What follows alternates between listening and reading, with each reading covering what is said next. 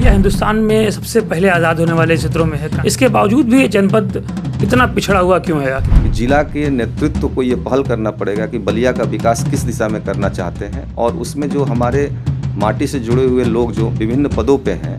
मैं civil services 2001 का exam pass किया, ऑल इंडिया में 153वीं रैंक थी, और हम भारतीय रेल सेवा में हैं। हम 2 नदियों से घिरे हुए हैं और यहाँ पे बहुत सारी चीज़ों का हर साल बाढ़ का सामना करना पड़ता है। पानी की समस्या है, यहाँ पे स्वास्थ्य की समस्याएं हैं। बहुत ही ज़रूरी है मेडिकल कॉलेज की बनाना। जब मेडिकल कॉलेज अगर जिला में बनता है तो जो रेफरल केसेज हैं, जो बनारस, मऊ और लखनऊ के लिए बलिया से रेफ़र किया जाता है और रास्ते में ही मरीज़ दम तोड़ देता है, उस पर बहुत ज़्यादा गिरावट आएगी। शहर में एक पड़ोसी दूसरे पड़ोसी के बारे में नहीं जानता है। गांव में भी ये धीरे धीरे ये समस्याएं बढ़ रही हैं। इससे बहुत पीड़ा कष्ट होता है कि जो गांव की सामाजिक समरसता थी वो धीरे धीरे कम हो रही है।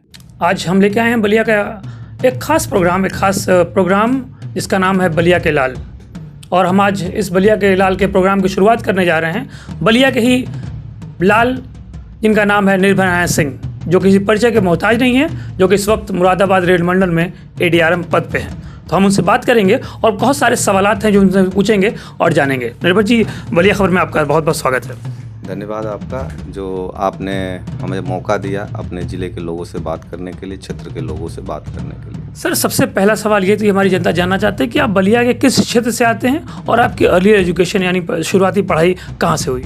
देखिए, मेरे जो ग्राम का नाम है वो दुधैला गहेला है, जो सहतवार, रेवती और मझौआ गांव के बीच में पड़ता है। हम NH31 और जो हमारे बांसटी रोड से रेवती रोड जाता है उसके बीच में हमारा गांव है। और मेरी प्रारंभिक शिक्षा प्राइमरी स्कूल में हुई है, मेरे गांव पे हुई है। इसके बाद हमने क्लास 10th तक हाई स्कूल की परीक्षा हमने रेवती इंटर कॉलेज रेवती से किया है। इसके आगे की पढ़ाई मैं इलाहाबाद और इलाहाबाद विश्वविद्यालय से किया हूँ।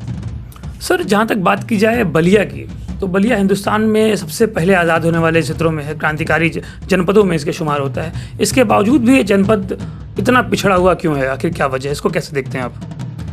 देखिए, बलिया में बहुत पिछड़ा हुआ है ये मैं नहीं मानता, लेकिन जिला के जो अभी वर्तमान आधारभूत संरचना है उसको देख करके आप कह सकते हैं कि जो अन्य विकसित जिला है उससे हम लोग काफ़ी पीछे हैं। और इसका जो मूल कारण है वो ये है कि हमारी भौगोलिक स्थिति ऐसी है कि हम 2 नदियों से घिरे हुए हैं और यहाँ पे बहुत सारी चीज़ों का हर साल बाढ़ का सामना करना पड़ता है।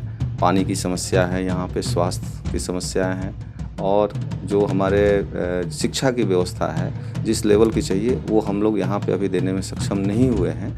लेकिन पहले से बलिया बहुत बेहतर हुआ है। आपने बाढ़ की बात की और मैंने देखा कि बलिया जो है हमेशा हर साल बाढ़ से 2-4 होना पड़ता है। तो एक नागरिक के तौर पे, बतौर नागरिक, क्या सुझाव है या क्या होना चाहिए बलिया में इसको लेके? देखिए, जो बलिया के पूरब की जो 2 क्षेत्र हैं, बांसटी और बैरिया क्षेत्र हैं, या ये क्षेत्र बाढ़ प्रभावित क्षेत्र है, जहाँ पे हर साल हजारों लोग इससे प्रभावित होते हैं और उनका घर बार गंगा में और सरयू माता की नदी में विलीन हो जाता है। तो मेरा ये मानना है कि इसका अस्थायी हल होना चाहिए, और अस्थायी हल करने के लिए शासन प्रशासन स्तर पर समाज में जागरूकता भी लाने की ज़रूरत है, ताकि हम सब लोग मिलकर के इस बाढ़ की विभीषिका को रोक सके। इसकी सबसे महत्वपूर्ण जो तरीके हैं, जो आधुनिक तकनीक है, उसके तटबंध बना करके उसकी नदी की धारा को हम इस तरीके से फिक्स कर दें कि जो बार बार नदी का धारा परिवर्तित हो रहा है, जब तक हम उसको नहीं रोकेंगे तब तक बाढ़ की विभीषिका से बलिया की मुक्ति नहीं मिल सकती है। इसके लिए हमको पक्का RCC स्ट्रक्चर के कुछ ढांचे बनाने होंगे, जिसके लिए डिटेल प्रोजेक्ट रिपोर्ट DPR जिसको बोलते हैं बना करके जो एजेंसी है, विभाग है, मंत्रालय है, वहाँ पे हमको प्रस्तुत करना होगा ज़िले की तरफ से,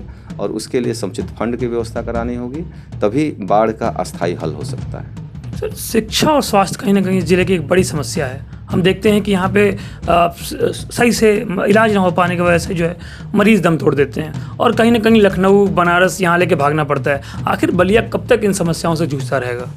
देखिए, ये बड़ा ही बृहद प्रश्न है। इसमें मेरा ये मानना है कि ज़िले में एक बहुत ही ज़रूरी है मेडिकल कॉलेज की बनाना। जब मेडिकल कॉलेज अगर जिला में बनता है तो जो रेफरल केसेज हैं, जो बनारस, मऊ और लखनऊ के लिए बलिया से रेफ़र किया जाता है और रास्ते में ही मरीज़ दम तोड़ देता है, उस पे बहुत ज़्यादा गिरावट आएगी और हम बलिया के लोगों का जो स्वास्थ्य सेवा देने में हम सक्षम होंगे अगर एक मेडिकल कॉलेज यहाँ पे तत्काल और जल्दी से जल्दी बनाया जाए। समय समय पर देखा जाता है कि आपकी जो रुचि जो है वो समाज सेवा में बड़ी लगी रहती है, तो ऐसी और क्या क्या चीज़ों पे आप फोकस कर रहे हैं? देखिए, मैं जब भी गांव आता हूं तो गांव की जो सामाजिक संरचना जो पहले थी, जो सामाजिक समरसता थी, आपस में जो भाईचारा था, एक दूसरे के प्रति प्रेम और स्नेह था, वो धीरे धीरे गांव से भी विलुप्त होते जा रहे हैं। शहर में एक पड़ोसी दूसरे पड़ोसी के बारे में नहीं जानता है, गांव में भी ये धीरे धीरे ये समस्याएं बढ़ रही हैं। इससे बहुत पीड़ा कष्ट होता है कि जो गाँव की सामाजिक समरसता थी वो धीरे धीरे कम हो रही है। तो मेरा इस सामाजिक कार्य करने का उद्देश्य यही है कि गांव की जो सामाजिक संरचना है और जो समरसता की भाव पहले था, आपस में स्नेह था, सहयोग की भावना थी, उसको पुनर्स्थापित किया जाए। और मनुष्य सिर्फ आर्थिक विकास के पीछे दौड़ रहा है। आर्थिक विकास एक पक्ष हो सकता है लेकिन संपूर्ण विकास नहीं हो सकता है। मानव का संपूर्ण विकास के लिए अगर आर्थिक विकास की ज़रूरत है तो उसके साथ साथ सामाजिक और सांस्कृतिक विकास की भी ज़रूरत है और एक संपूर्ण विकास की भी ज़रूरत है जिसमें सभी का समन्वय हो, धर्म, अर्थ और काम मोक्ष का सामंजस्य हो और विकास के साथ साथ नैतिकता को जोड़ना भी ज़रूरी है। तभी हमारे संबंध बचेंगे, आपसी सहयोग बचेगा, संवेदना बचेगी, मानवीय संवेदना बचेगी और हम एक दूसरे के सुख दुख में भाग ले सकते हैं। लगभग जनपद में हज़ारों व्यक्ति ऐसे हैं जो कि देश में बड़े बड़े पदों पे है, वो बलिया के हैं। तो आपको नहीं लगता कि ऐसे पदों में जाके उनको एक जगह जाके कहीं ना कहीं संगठित होकर बलिया के लिए कुछ करना चाहिए? क्योंकि एक बलिया के बारे में एक टैगलाइन कही जाती है कि जो बलिया से यहाँ सफल हो जाता है तो वे बलिया मुड़ के नहीं देखता वो। देखिए, इस जो नैरेटिव है इसके सबसे बड़ा उदाहरण मैं हूँ।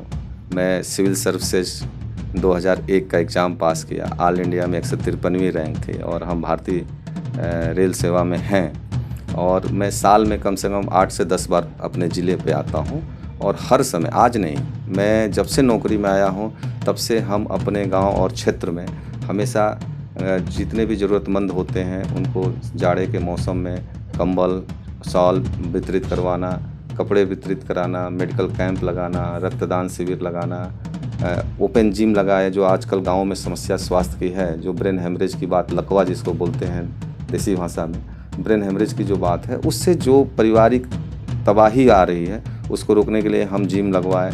मैं इसलिए ये बता रहा हूँ कि आप गांव से जब जुड़ेंगे तो गांव की समस्या देखेंगे और जब देखेंगे तो अपने आप उसको करने की आपको ज़रूरत महसूस होगी और आपके भाव पैदा होगा कि हम इसको मदद करें।